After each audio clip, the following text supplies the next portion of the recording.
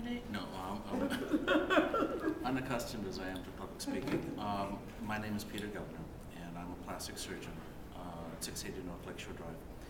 I apologize for being late, but actually I wanted to get the new beauties, and I honestly went through everything like 3 times, couldn't find it, and couldn't find anybody who could tell me where they were. So that's a real problem, but I apologize. You know, it's interesting to be introduced as to say that I am the guy who's going to tell you all the medical stuff, because then you expect a litany of all these different medical decisions, why you should have this, why you should have that, and why you should have the other thing. And I think that that's all interesting, and that's great stuff, and great for books and articles and you know, little snappy vignettes on Today's Show, which I'd love to do. But it really isn't about that. It's about you. It's not about the medicine. It's not about the science. Yeah, the medicine and the science makes it all nice and easy, and we can do all sorts of wonderful things that we couldn't do before. We can now deal with some of the things that really matter, more than life and death, but quality of life. And those are some of the most important things. It's not just a question of whether you can walk down the street. It's whether you can stand who you are when you see yourself in that mirror. It's if that is something that gets in your way, then that's as serious as many of the major physical disabilities, because that stops you. And these are the things that stop people from achieving what they want in terms of their families, in terms of business, in terms of pleasures. It just stops them cold because they look at themselves, they're not who they expect. They have a mental image of who they are. When they look in that mirror, it conflicts. So I mean, we can talk about the science behind it, and we can talk about some of the finesse. Do we do this kind of a facelift or that kind of a facelift? Why should I sell you Botox, and why do we use Restylane or Juvederm or any of these things? And that's all well and good. But the real issue is, should we? And what are those things that trouble you? And what are the things that really get in your way? And what are the things that motivate you and move you? And those are really the issues. And that's what plastic surgery really is about. So when we take a look at some of the things on TV, the Dr. 90210, all right, what part of that is not, see, you said that before. Yeah. I want, what part of it, I mean, I know he's like totally off the wall, but specifically, what is not real? There are 2 aspects of it that aren't real. One Does of them, anybody know the TV program? Yeah. My disclosure, I've never watched the entire show because I've always turned it off because I couldn't stand it. It's flippant.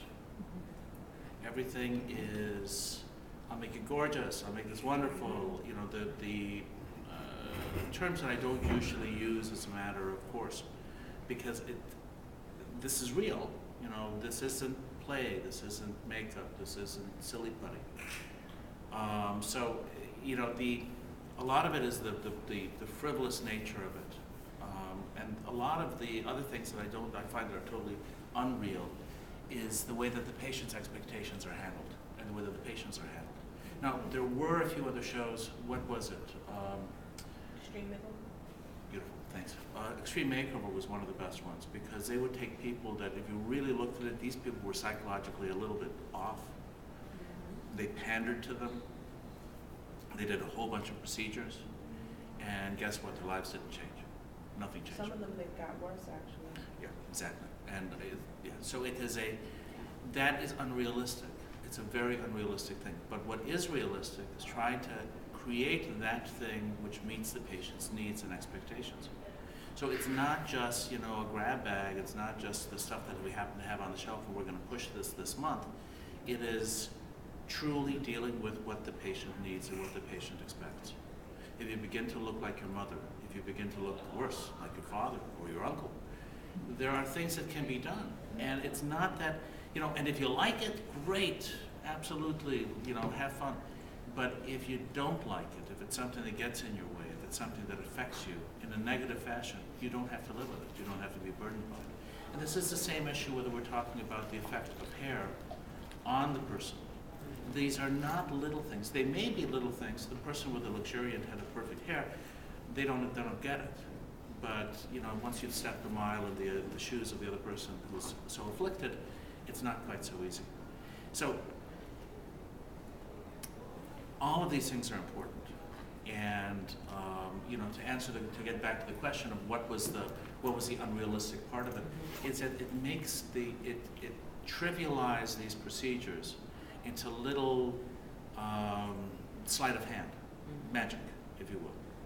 And yeah, sometimes you can really pull a rabbit out of your hat, but it's not to my self-ingratiation. It is toward the patient's betterment.